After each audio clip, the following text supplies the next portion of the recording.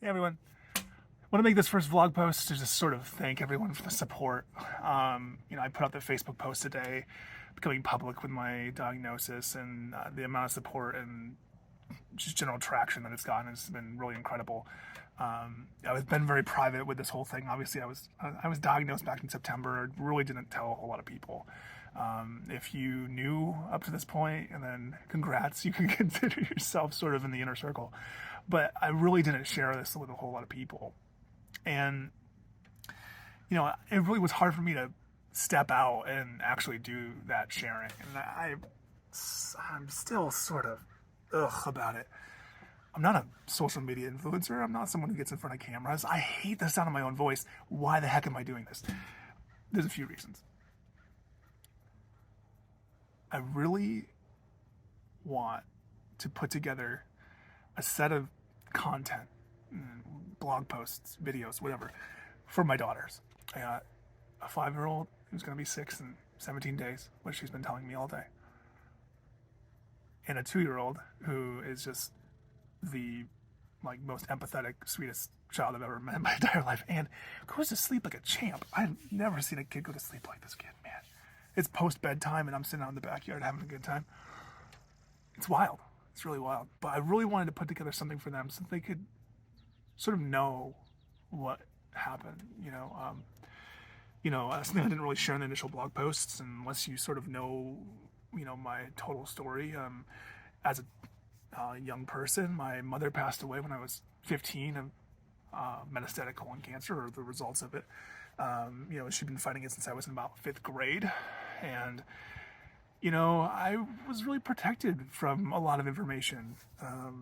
I felt like my dad did a nice job. My parents did a nice job of, telling me what I needed to know in the moment. But, after that, I find myself really wanting to know more.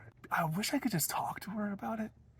I wish I could just have that person who really experienced it to talk to. But obviously, that's not possible. So really what I want for my girls is to be able to just know what happened. I want them to know what was going on with their dad through the entire thing. They're living it right now, but they have, a fraction of the knowledge, and obviously the tiny one doesn't need to know anything. Um, just she needs to know when not to jump on daddy and when it's okay to jump on daddy, and that's okay. So, that's my primary goal here. This is for them. This is for Caroline. This is for Moira. This is for Kelly. Hope that we can make some content for her on here too, to give her some comfort. And I really just want this to be sort of a time capsule. And initially it's going to start off. It's going to be a lot of history, digging out. Because I'm about almost a year removed from my initial diagnosis. So I'm going to be telling you a lot about what happened leading up to today. But then eventually I hope to get to be more current and staying on top of sort of what's happening week to week, and hoping a lot of good stuff. I've been really fortunate so far. We've been super aggressive with my treatment, and I've had a really great response. I currently have no active cancer in my body. I just have these stupid masses in my liver that are unresectable and could cause me a lot of problems if they decide to wake back up.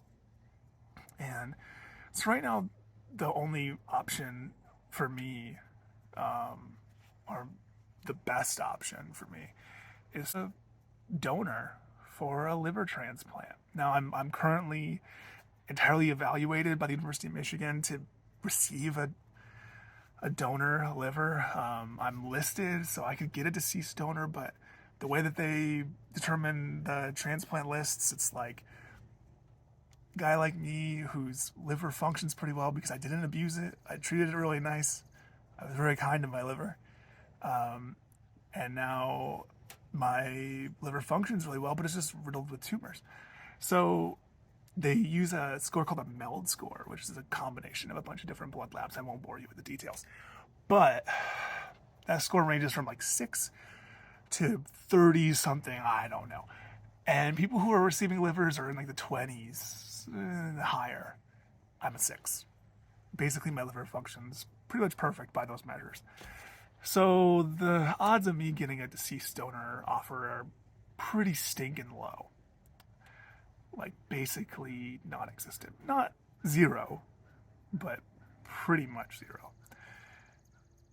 So the other option is a living donor liver transplant. And that's sort of the second reason why I'm becoming more public with this and making these videos and making blog posts, because I really need a donor liver. I know it's something sort of crazy to think about giving someone a piece of one of your most vital organs, but that's sort of what I'm asking, and I know it's crazy, and I think it's crazy too. But that's kind of where I'm at. So I'll drop the link in the description below if you're interested in learning more about living donor liver transplant, or if you're interested in becoming a donor for me, for somebody else.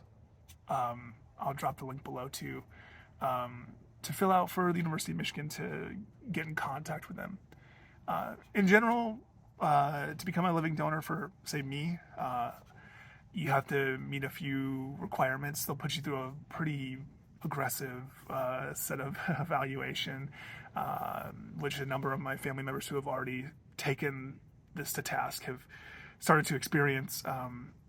You're going to see, well, at the very basics, you're going to need to be a compatible blood type. I'm B positive, so I can receive a donor liver from anyone who's a B or no, positive or negative.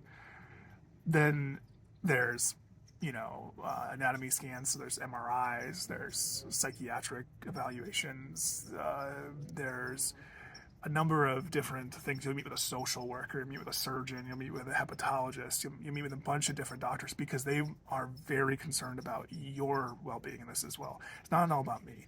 If you're willing to do this and be so altruistic, like I want everything in the world to make sure that they take the best care of you. The other sort of thing about it too is the University of Michigan covers all of the donor's expenses. So it's not something that would cost you anything out of pocket per se, except for potentially travel to Ann Arbor for some tests or certain things. And they've paid for your follow-up afterward. If you have any sort of